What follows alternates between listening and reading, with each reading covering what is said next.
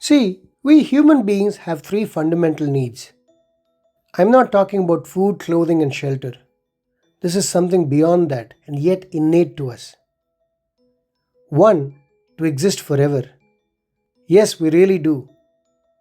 As we mature, we realize that's just not possible.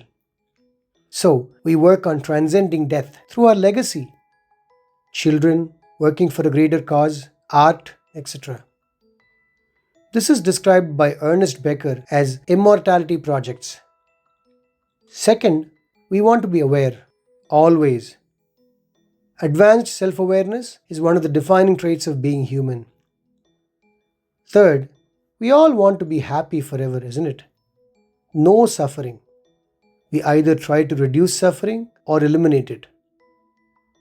Pain is vital because it signals to us to address physical issues. Suffering is our emotional reaction to turmoil. And to fulfill these needs, we constantly engage with reality. Now, what is this reality? Our living experience can be viewed through three lenses. First, the tangible world outside that we perceive through our five senses: sight, hearing, smell, taste, and touch. Mountains, masala, soft cat fur, the magnificence of the world outside that we can directly sense. Second, there is a subtle layer, imperceptible through our senses, yet we know it's real, through reasonable deductions. Dreams, time, ideas, great grandparents. We cannot hold on to or show any of them, yet we perceive them, isn't it? Finally, there is the most important inner world. See, the body ages, our emotions change, yet that sense of self, the I, remains constant always. We have this pressing need to make sense of our lives, as individuals and as a society, to move forward. We all pursue truth, the actuality of something, as is, beyond what we wish or desire, right? So, across ages and cultures, this pursuit leads to many questions, broadly within five sets.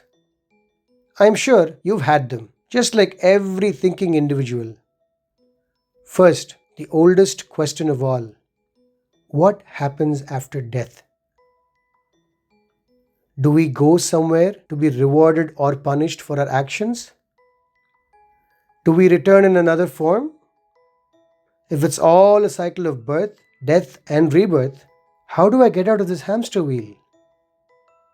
These are the questions of Punarjanma, Moksha, and Bandha: rebirth, liberation, and bondage. Second, why do good things happen to me? No, I'm joking. We never ask that question. Yet, when bad or undesirable things happen, our first question is, why me? What have I done wrong? What are the results of one's actions? Why do things happen at all? Is there something called free will, or is it all fate? This falls within karma, karma phala, punya, and papa. Actions, their results, merits, and demerits. Third, we have all faced suffering, our emotional response to turmoil, haven't we? How do we overcome suffering, or at least reduce it?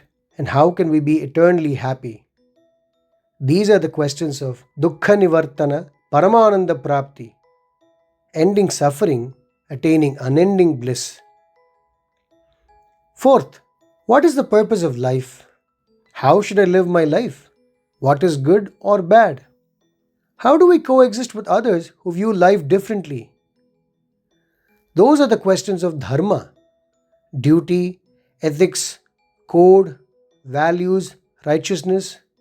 There are many contextual meanings, by the way. And finally, is there something or someone who's created and governing all this? It's God, beta. But wait, who or what created that entity? Kind of an obvious question, isn't it? If A comes from B, then where does that B come from? This is the grand question of an ultimate cause: creator, prime mover, seed. also known as Paramatma? These questions arise in every human mind across ages and cultures. As one grows up, we stop asking these questions. But deep down, we still want answers, don't we?